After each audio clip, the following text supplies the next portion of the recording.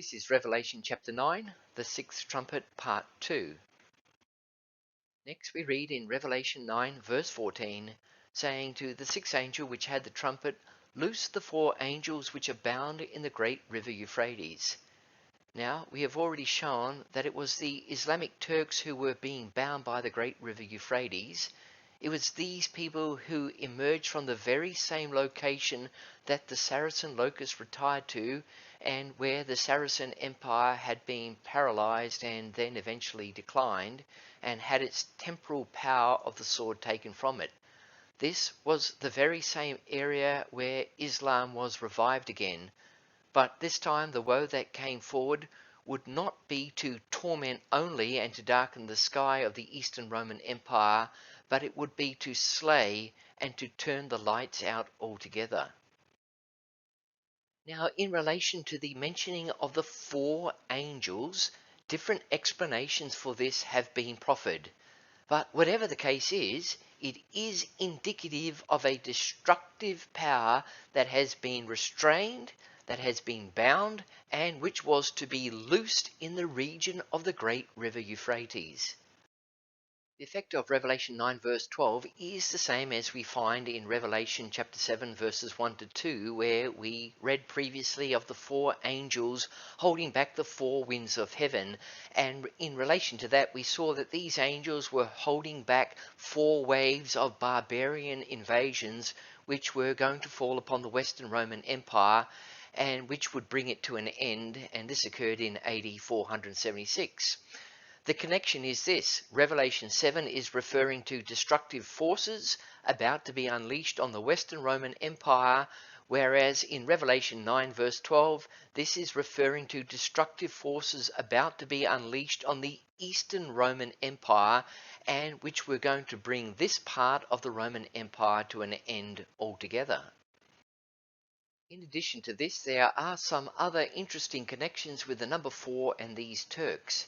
Here we read from a Wikipedia article which says the following under the heading Rise of the Ottoman Empire 1299 to 1453. In the foundation myth expressed in the story known as Osman's Dream, the young Osman was inspired to conquest by a prescient vision of empire. According to his dream, the empire is a big tree whose roots spread through the 3 continents and whose branches cover the sky.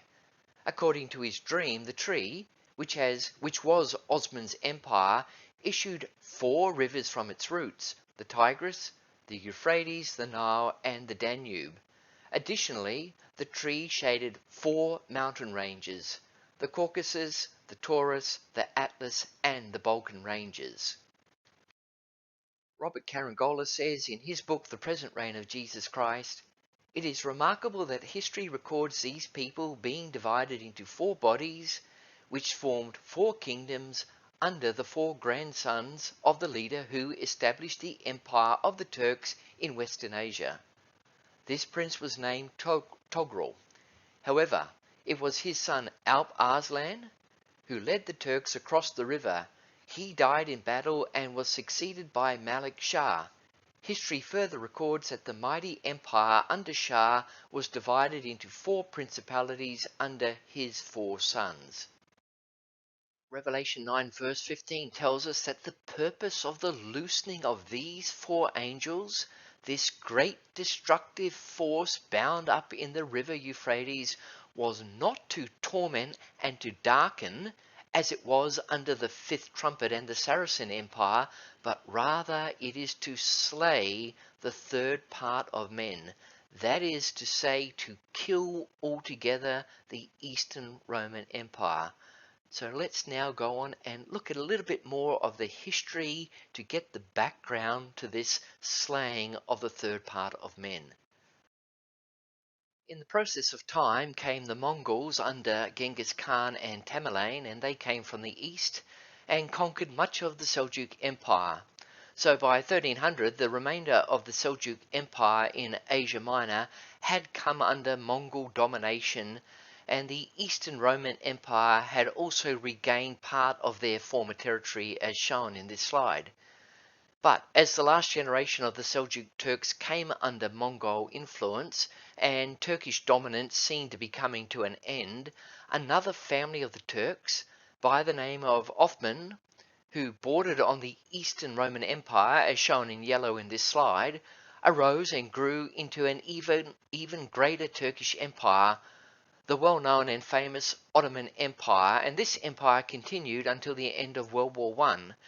And its coming to an end, its drying up, is the subject of a later prophecy found in Revelation chapter 16 under the 6th file, and we're going to get to that much later, God willing. As shown in this slide, the Ottomans quickly retook the parts of the Eastern Roman Empire formerly taken by the Seljuk Empire, and at the same time the Eastern Empire also lost ground to new nations arising in the west. By AD 1451, the Ottoman Turks had virtually taken all of the Eastern Roman Empire except for Constantinople itself. Constantinople was the jewel in the crown which had been long sought by the Turks since the beginning of their Seljuk and Ottoman empires, and even before this the Saracens and other enemy nations also tried to take it, but the city was virtually impregnable and all sieges made against it had failed. Then, with the Ottomans came a new sultan, Mehmet II, who decided to devote all of his efforts and considerable resources to the taking of the city and to the extinguishing of the Eastern Roman Empire altogether. And this is the main subject of the sixth trumpet. As can be seen in this slide, Constantinople itself occupied a very strategic position on the meeting point of Europe and Asia. It was situated on a triangular horn of land called the Golden Horn, which was at the mouth of the Bosphorus, the strait between the Black Sea and the Sea of Marmara, and this meant that it was protected by water on two sides. To the south of the Sea of Marmara is the Dardanelles, another strait which opens onto the Aegean and Mediterranean seas. The Bosphorus is less than 800 meters wide at its narrowest and around 3 kilometers at its widest. The capture and fall of Constantinople, as well as the end of the Eastern Roman Empire, is integral to this prophecy, and so I'm going to be coming back to this point later and deal with it more thoroughly then. Also, so that you are aware, Constantinople had in fact been captured and sacked in 1204 AD, and the story surrounding this, if you have the time to look at it, seems quite amusing to me. This is known as the Latin capture of Constantinople, or the temporary Latin capture of Constantinople, or words to that effect. It was done under the auspices of the Fourth Crusade to the Holy Land to liberate Jerusalem from the hands of the Muslims, but this crusade never in fact made it there. Instead, the army sacked and captured Zara, and then later on sailed on and did the same with Constantinople, with the promise of a huge payment from the exiled Byzantine prince Alexius if they were able to set him on the throne again. If they were able to set him on the throne in Constantinople. This promised payment was only ever partially made, and then Alexius was murdered, and the Crusaders then raped and pillaged the city. We read here in the Britannica, sack of Constantinople, April 1204, the diversion of the Fourth Crusade from the Holy Land to attack, capture and pillage the Byzantine city of Constantinople divided and dissipated the efforts of the Christians to maintain the war against the Muslims. It is widely regarded as a shocking betrayal of principles out of greed. Nothing new there. The Fourth Crusade was corrupted from its purpose early on. In order to repay Venice for shipping most of the Crusaders eastward, they were obliged to seize Zara on the Adriatic from Christian Hungary on Venice's behalf. Meanwhile, exiled Byzantine Prince Alexius offered a cash reward if he were put on the Byzantine throne. This event was a temporary setback, and the city was eventually taken back again by the Byzantines. In terms of the prophecy, it has no bearing whatsoever, and I've only included this as a point of interest. The event occurred 249 years before the fall of Constantinople to the Turks, and that was the end game point for the Byzantine Empire. Revelation 9 verse 16, and the number of the army of the horsemen were 200,000, and I heard the number of them. The futurists believe that this is a reference to a great army being gathered at some point in the future, in the order of 200 million fighting men being gathered over in the Middle East at the hill of Megiddo in northern Israel to fight the last great battle of this age, Armageddon. But this is far, far from the truth, and shows you that you can make the scriptures mean anything you like if you take them out of context.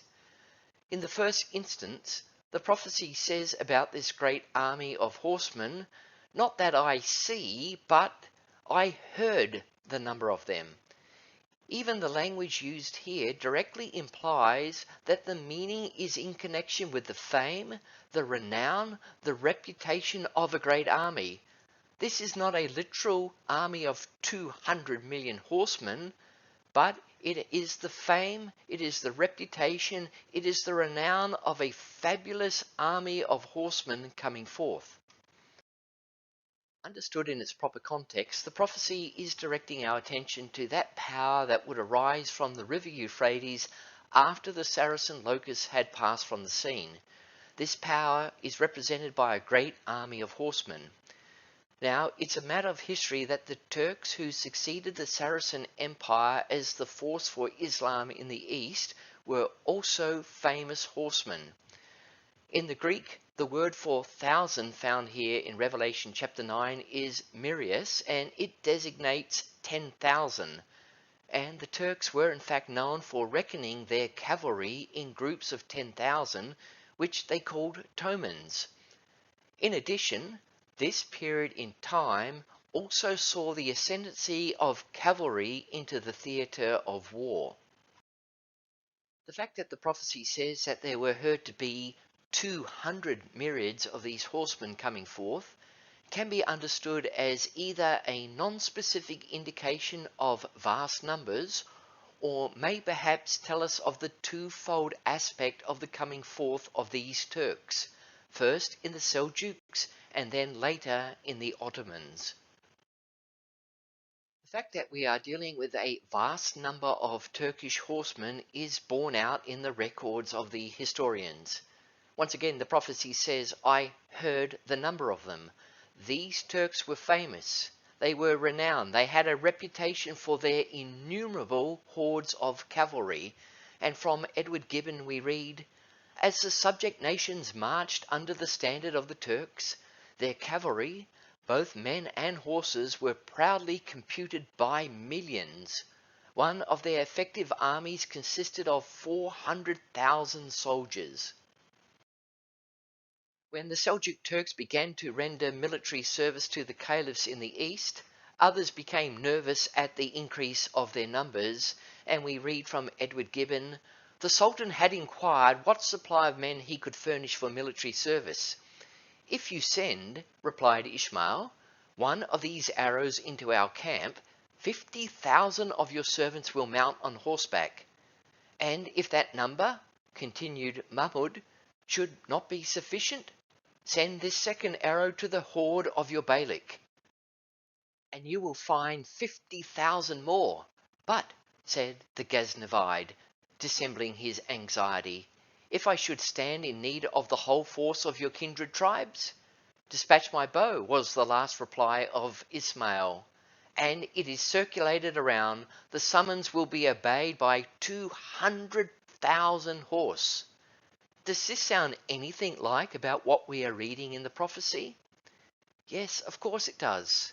Once again, we have the right people in the right place at the right time, and everything fits in to become a more sure word of prophecy. Amen. Again, remember the prophecy is telling us of the 1,000 of these horsemen, and in the Greek, the word 1,000 is myrias or myriad, meaning 10,000.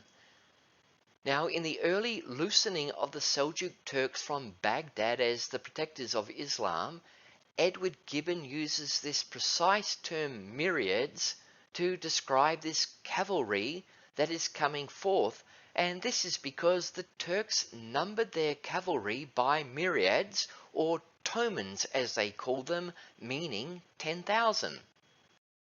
Edward Gibbon continues, the name of Alp Arslan, the valiant lion, is expressive of the popular idea of the perfection of man, and the successor of Togrul displayed the fierceness and generosity of the royal animal.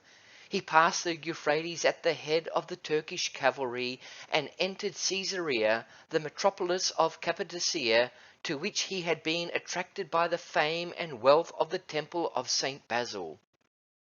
In that last quote, we saw that Edward Gibbon spoke about the head of the Turkish cavalry, Alp Arslan, whose name means the valiant lion, and Gibbon considered him to have been a lion in character as well as in name.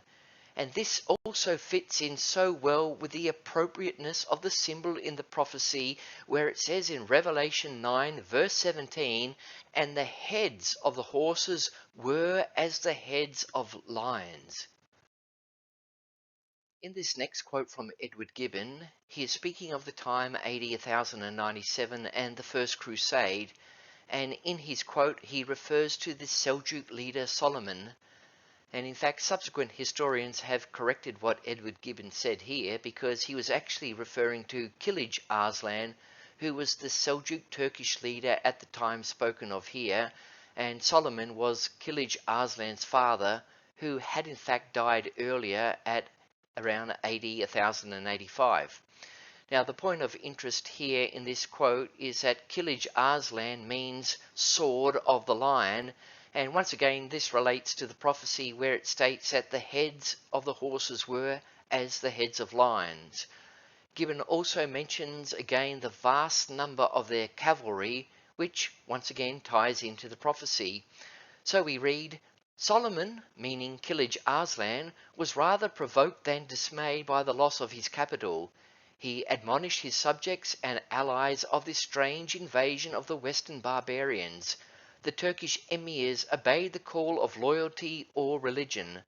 The Turkmen hordes encamped round his standard, and his whole force is loosely stated by the Christians at 200 or even 360,000 horse.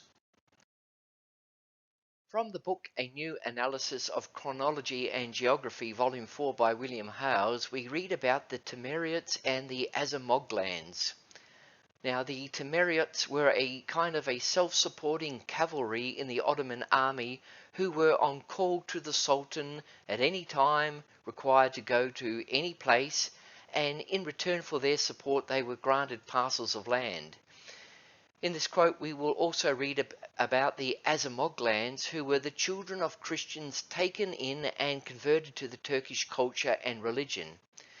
In this quote, we'll read about the vast number of soldiers and horsemen that were able to be deployed into the field of battle. Under the heading Causes of the Rise and Declension of the Turkish Empire, we read, the institution of the Timeriots and Azamoglans were the two main pillars of their military government. The Timeriots were veteran soldiers.